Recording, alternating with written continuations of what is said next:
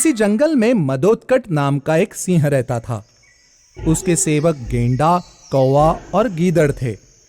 एक दिन उन्होंने जंगल में इधर उधर घूमते हुए अपने साथियों से बिछड़ा हुआ कृथनक नाम का एक ऊंट देखा। ऊंट को देखकर सिंह बोला, अहो, ये तो बड़ा ही सुंदर जीव है। पता लगाया जाए कि ये पालतू है या जंगली। ये सुनकर कौवा बोला, स्वामी, ऊंट नाम का ये पालतू पशु आपका भोजन है, आप इसे तुरंत मार डालिए।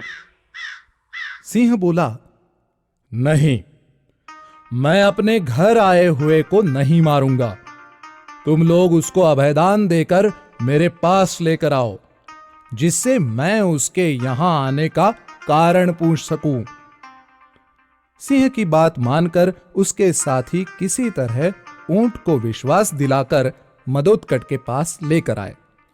तब सिंह के पूछने पर ऊंट ने उसे अपने बारे में सब कुछ बता दिया कि कैसे वो गांव में अपने मालिक के लिए भार उठाता है और आज किस तरह अपने साथियों से भटक कर यहां जंगल में पहुंच गया है।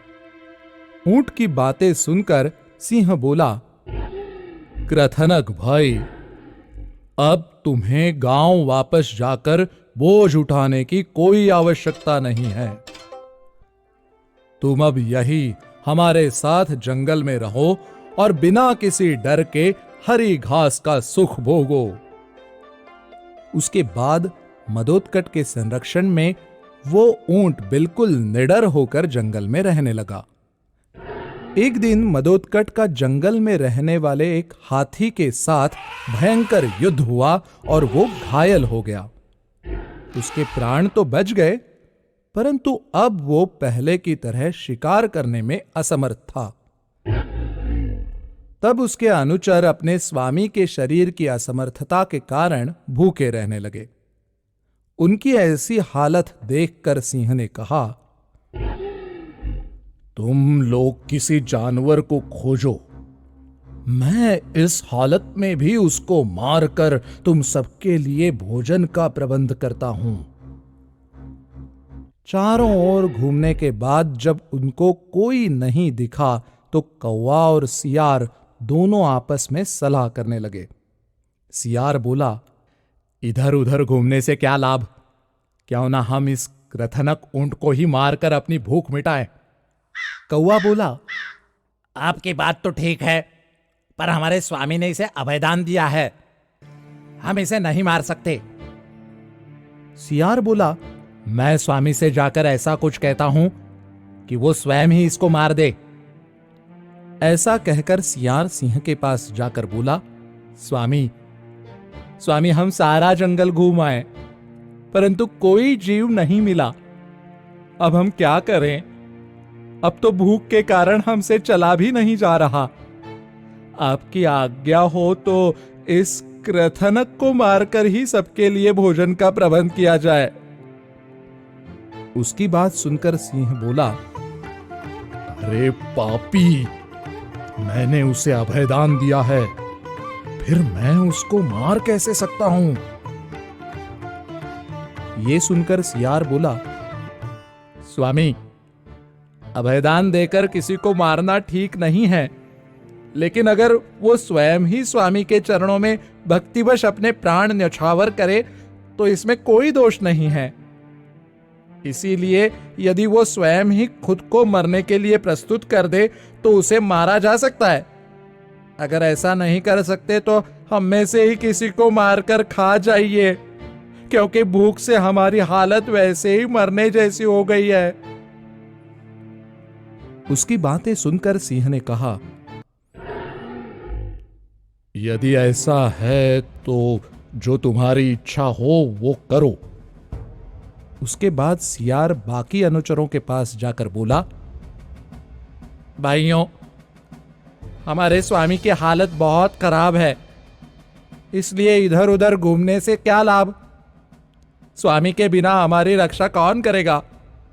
इसलिए चलकर भूख के कारण परलोक सिधारते हुए स्वामी के चरणों में अपने प्राण त्याग कर उनका भोजन बन उनकी रक्षा करें और स्वर्ग को प्राप्त करें। ऐसा विचार करने के बाद वे सभी सिंह के पास वापस गए और आंखों में आंसू भरकर उसके सामने बैठ गए। उनको देखकर सिंह बोला, क्यों, कोई जीव मिला या नहीं? तब कौवा बोला, स्वामी, स्वामी, हमें कोई जीव नहीं मिला, इसलिए आज आप मुझे ही खाकर अपने प्राणों की रक्षा करें। आपके चरणों में बलिदान देने से मुझे निश्चय ही स्वर्ग प्राप्त होगा। कौवे की बात सुनकर सियार बोला, तुम्हारा शरीर बहुत छोटा है, इसलिए तुम्हें खाने से स्वामी के प्राण नहीं बचेंगे। इससे अच्छा है कि मुझे मेरी स्वामी भक्ति दिखाने का मौका मिले। स्वामी, आप मुझे खाकर अपनी भूख मिटाएं और मुझे स्वर्ग जाने का अवसर दें। इस पर गेंडा बोला, भाई, तुम्हारा शरीर भी कुछ ज्यादा बड़ा नहीं है और नाखूनों से भरा तुम्हारा शरीर खाने योग्य नहीं है, इसलिए अब तुम सामने से हटो और मुझे स्वामी के चरणों में अपने प्राण त्यागने दो। ये सब देखकर कृतनक ऊंट ने सोचा, ये सब तो आगे बढ़कर अपनी अपनी भक्ति दिखा रहे हैं और सिंह ने किसी को भी नहीं मारा। मैं क्यों पीछे हटूं? मुझे लगता है मैं भी स्वामी से अपनी बात कहूं और जैसे इसने किसी को नहीं मारा वैसे ये मुझे भी नहीं मारेगा। ऐसा सोचकर कृतनक आगे बढ़ा और बोला, गेंडा भाई, तुम्हारा शरीर भी कुछ खास खाने योग्य नहीं है। इतनी मोटी चमड़ी है तुम्हारी, इसलिए तुम अब सामने से हटो और मुझे आगे आने दो। ऐसा कहकर ऊंट आगे बढ़ा और बोला, स्वामी, इन सभी को आप खा नहीं सकते, इसलिए आप मुझे खाकर अपने प्राणों की रक्षा करें। स्वामी की सेवा में मरने से मुझे निश्चय ही स्वर्ग की प्राप्ति होगी। ऊंट का ऐसा कहना ही था कि सिंह उस पर झपट पड़ा और उसे मार डाला। बाद में सब ने उसे चाव से खाया। इसीलिए कहते हैं कि नीच लोग सही गलत की सोचे बिना जीवन यापन करते हैं। ऐसे लोगों से दूर रहने में ही भलाई है।